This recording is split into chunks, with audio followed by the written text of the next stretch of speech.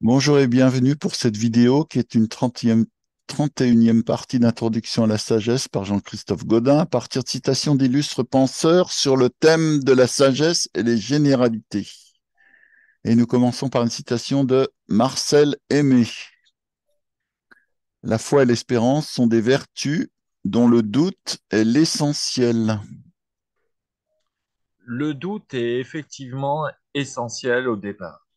Un des plus grands penseurs qui a utilisé le doute est sans conteste René Descartes dans son texte fameux Les Méditations métaphysiques. Et aussi un autre texte fameux, c'est le Discours de la méthode, où il explique ce qu'on appellera plus tard le doute hyperbolique. C'est-à-dire, il doute à la base de tout, et vraiment de tout. Même de son corps physique, même il se pose la question, est-ce que je ne suis pas en train de rêver ma vie actuelle? Et en fait, un jour, je vais me réveiller dans le corps d'un autre, et je me suis dit, oh, quel étrange rêve que j'ai fait. Donc, le doute est essentiel à tout. Au départ, il faut douter de tout, il ne faut pas croire tout ce qu'on observe, ce qu'on voit. C'est peut-être une ruse d'un malin démon, comme le disait bien Descartes. Et après, il faut comprendre le pari pascalien, c'est-à-dire que au départ, on a le doute. Bon, est-ce que Dieu existe? Est-ce que Dieu n'existe pas? On ne sait pas. Personne nous l'a enseigné. Dieu n'est pas venu nous voir personnellement. Bon, on ne sait pas, on est dans le doute. Et ce que fait Pascal, c'est qu'une fois qu'il a accepté le doute, il fait un pari. Il se pose la question, si Dieu existe, alors tatati tatata, si Dieu n'existe pas, alors conséquence, tatati tatata. Et donc, dans ces deux décisions, Dieu existe ou Dieu n'existe pas pour soi, il vaut mieux, si on y réfléchit bien, faire le pari d'y croire, parce que c'est le pari le moins risqué. Donc, après le doute, vient le pari, et une fois qu'on parie l'existence de Dieu, on passe un nouvel échelon dans la sagesse. C'est ainsi que le doute est d'abord nécessaire et essentiel à la base.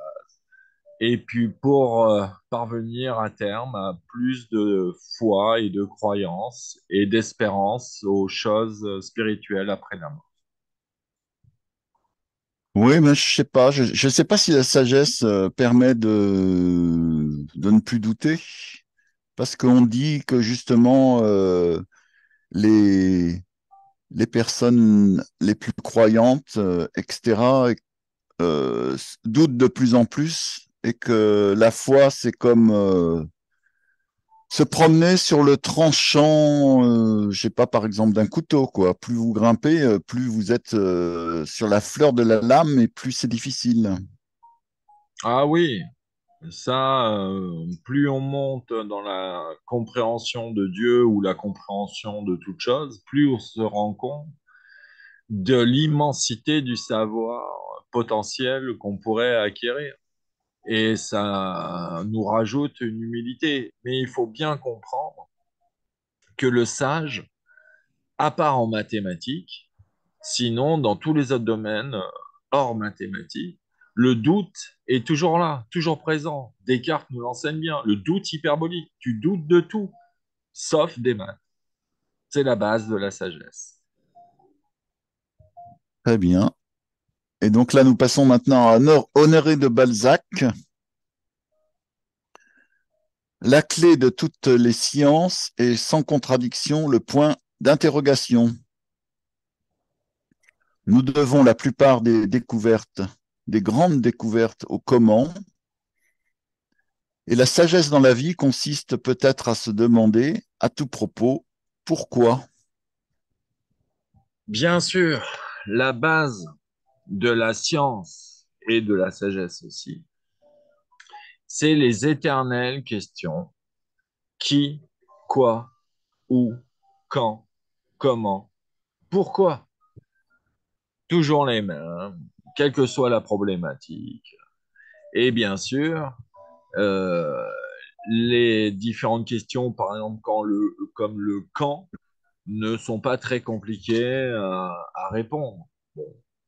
En revanche, les questions comme le comment, ouïe, ouïe, ouïe, là, ça commence à être très compliqué et c'est pour ça que les scientifiques ont beaucoup de problèmes à expliquer le comment. Et après, la plus délicate des délicates questions, c'est le pourquoi. Pourquoi y a-t-il quelque chose plutôt que rien? Fameuse question de Leibniz, éternelle question interrogative pour les jeunes bacheliers. Donc, qui peut répondre à cette question? Pourquoi y a-t-il quelque chose plutôt que rien?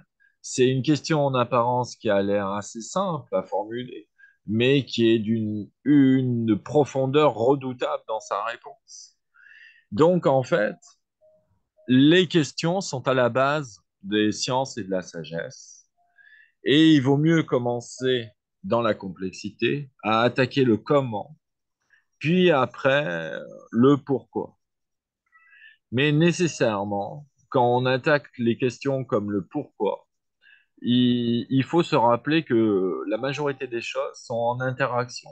C'est-à-dire que même si on se pose une question du pourquoi sur quelque chose de très spécifique, inévitablement, par faisceau de cercles concentriques, on va arriver au mystère de l'univers et de Dieu, au fin fond de la question des pourquoi. Donc, on arrive toujours à l'éternelle question de l'ami. Pourquoi y a-t-il quelque chose plutôt que rien? À la fin des fins, des points d'interrogation pour l'être humain. Ou alors, l'existence ou pas de Dieu, ou des entités fondamentales, ou des choses comme ça. Donc, le pourquoi est vraiment une clé de compréhension. Mais en revanche, la réponse au pourquoi est d'une complexité abyssale.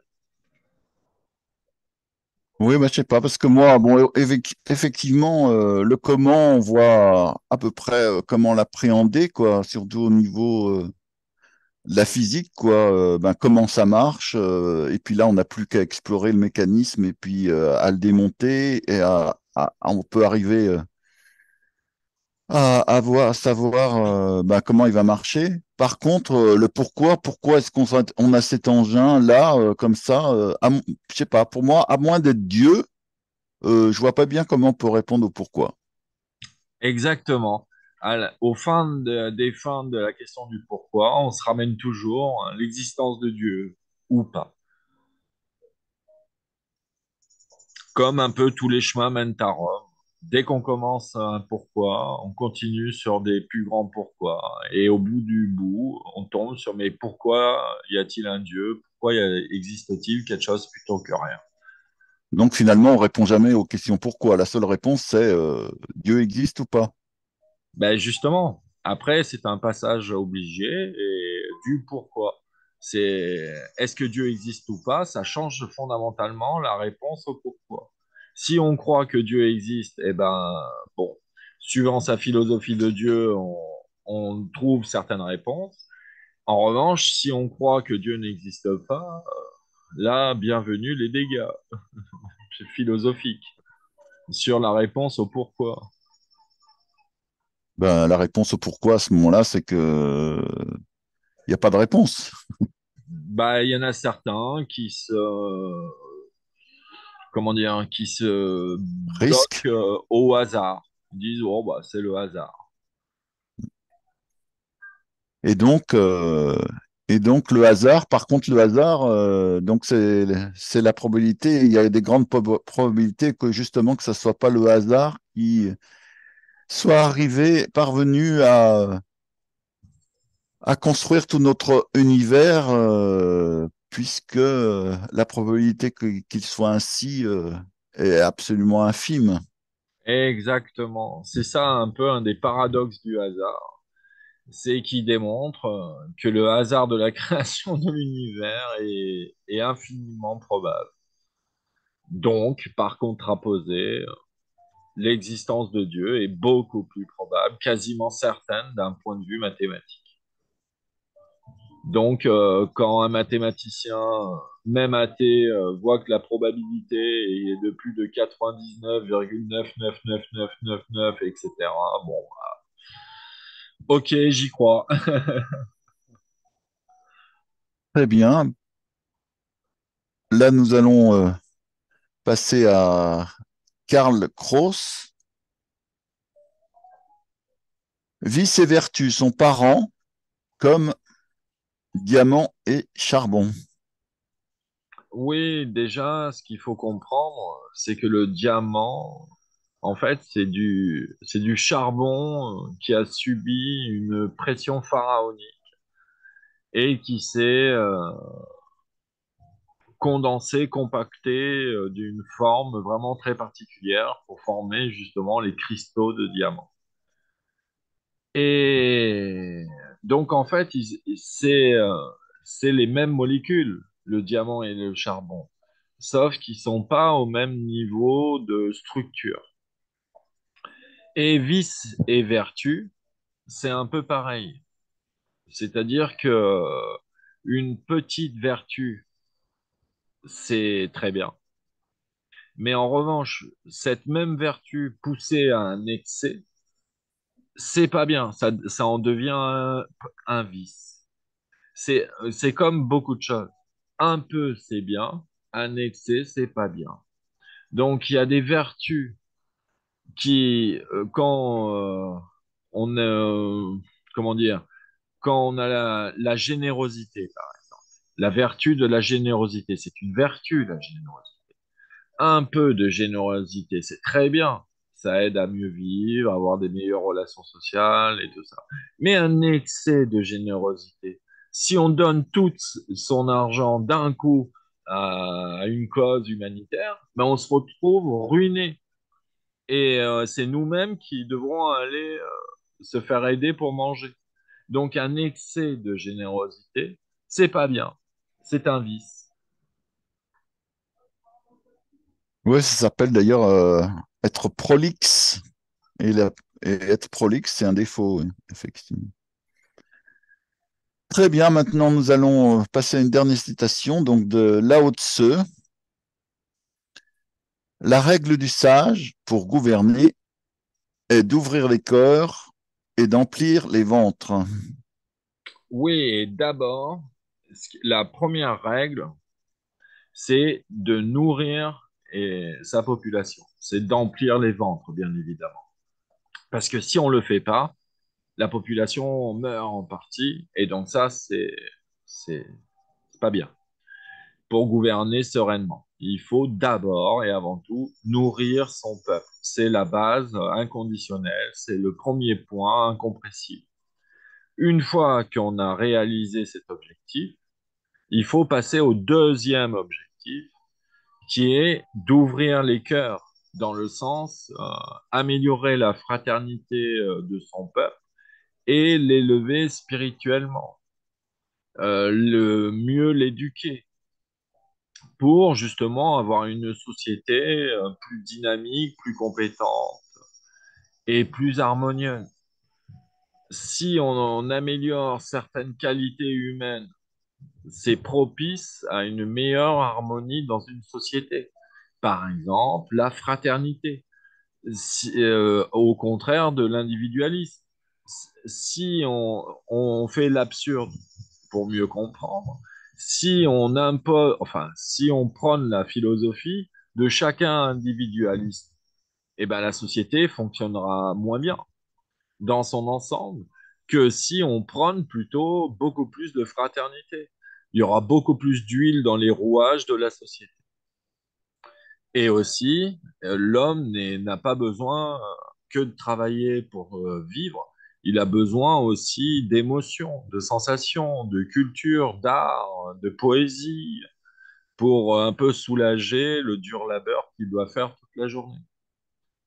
Donc, d'ouvrir ses cœurs aussi. Oui, mais tout ça, donc on se situe dans la perspective où il n'y a pas donc des gens qui ont capturé finalement euh, le pouvoir, quoi, à leur profit, et qui fait qu'ils, bon, peut-être ils vont remplir les ventres juste pour que les gens puissent travailler pour eux. Et puis, certainement pas d'ouvrir les cœurs, parce que trop de fraternité et plus d'individualisme, du coup, ben, les gens risquent de se liguer contre ce pouvoir qu'ils ont d'une certaine matière usurpé. Oui, mais il y a aussi une nuance dans le texte. Il dit la règle du sage pour gouverner. C'est-à-dire si c'est un sage qui gouverne. Et un Ok, sage, en général, il cherche pas son profit personnel de façon égoïste. Il recherche plutôt à servir sa patrie et l'humanité.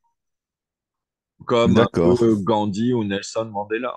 Ils étaient plutôt des sages que des profiteurs. Très bien. Ben donc, on sait ce qu'il nous reste à faire. Voilà, ben sur ces mots, donc c'était la 31e partie d'introduction à la sagesse par Jean-Christophe Godin à partir de citations d'illustres penseurs. Et nous sommes toujours, et pour un petit moment, sur le thème de la sagesse et les généralités.